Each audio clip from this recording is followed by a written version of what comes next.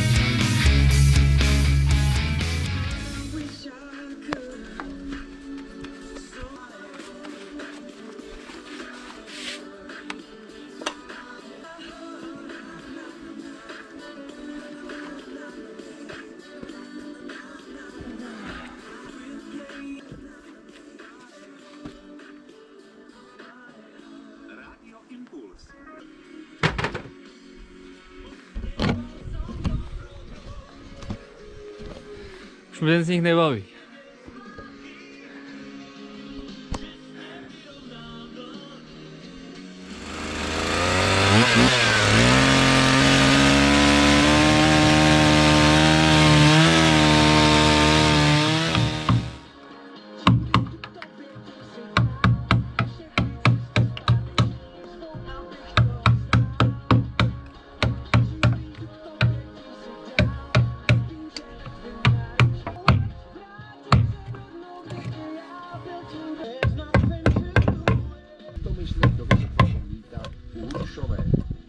Obou směrech jsou bezplatné, předkolově palubní teploměra, jak se vám jede, se můžete zareagovat z mírného opravdu.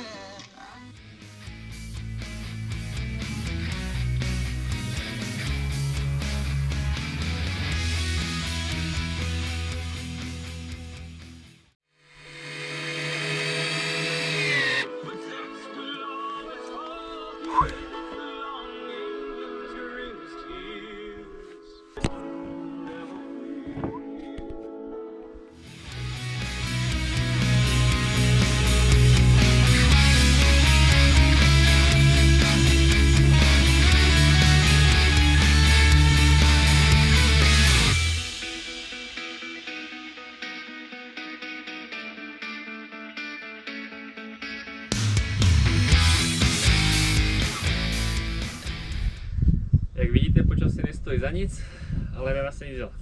Mám volno, jde se dělat.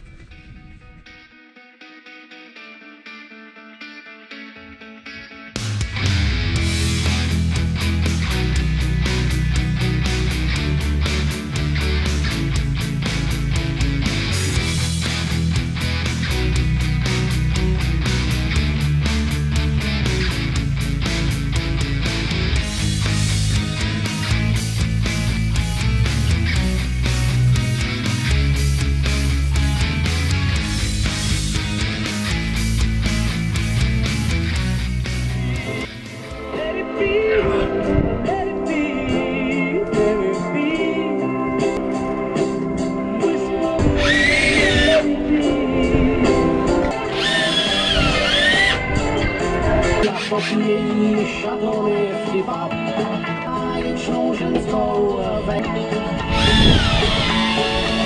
Tak mají báječný život, plnej báječnej dní bez útrap.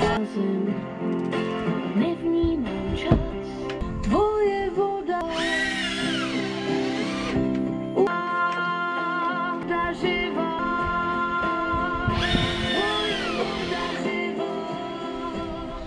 Protože původní zdi jsou křiví, tak musím ty trámy seřezávat do klínu, abych trošičku tu zeď srovnal. Tak to vypadá takhle. Tady to máme nejužší, tamhle jsme o 4 cm jinak, tamhle to samý do klínu a ve finále to pak bude ideálně rovný.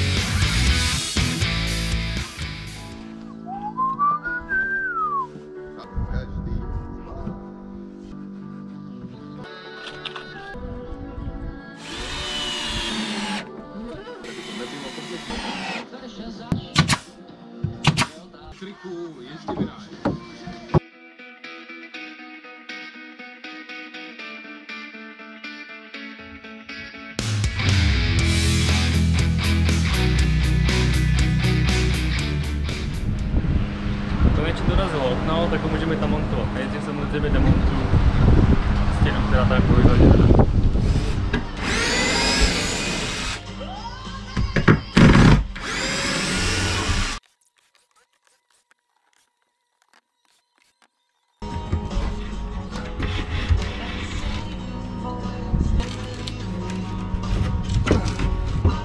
Budíš světlo!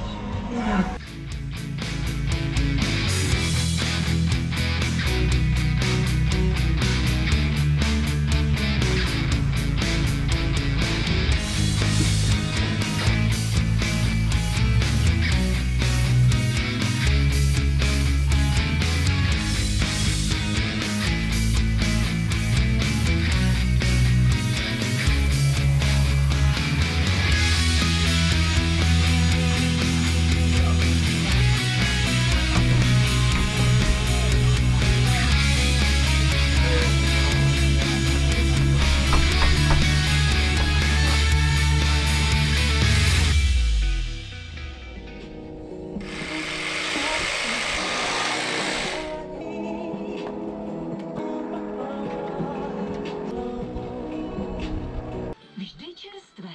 Kaufland.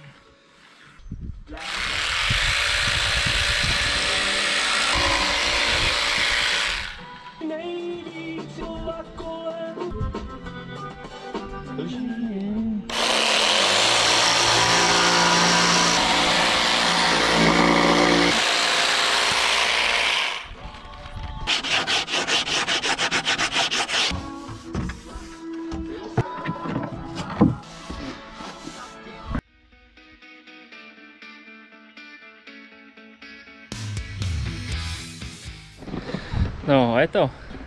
Další stěna dá se říct hotová.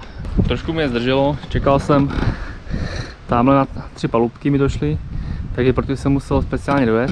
Nejdelší palubky z celého baráku. Jeden balík 1000 korun. Ty 4 palubky nahoře jsou kvalita A, protože kvalitu C už neměli. Je to 3krát taková cena a oproti těm, co jsou pod tím, krom toho, že už trošku zežloutly, protože to je zhruba měsíc, co jsem je montoval, tak není vidět podle mě žádný rozdíl. Takže kvality C bych se vůbec nebál. Velké ušetřené ceny a tady máme okno. Okno jsem zkusil vzít od firmy Skladová okna a musím říct, že nejsem spokojený. Ve srovnání s oknem Beckera, který bylo teda asi o 50% dražší, ta kvalita je podstatně horší tady. Ale to nic, chybama se člověk učí a bohužel jsem objednal ještě jedno okno do ložnice z druhé strany. Ta je teďka v příšerném stavu, tam jsem ještě nezačal, ale už to okno mám, takže ho tam namontuju. Abych nezapomněl, ty dveře jsou pouze provizorní, ty budeme dělat někdy příště.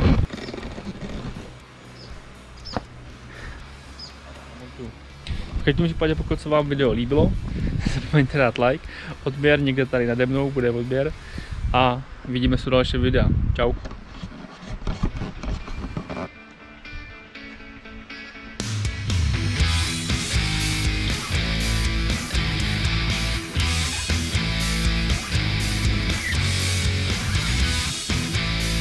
Není tady krásně?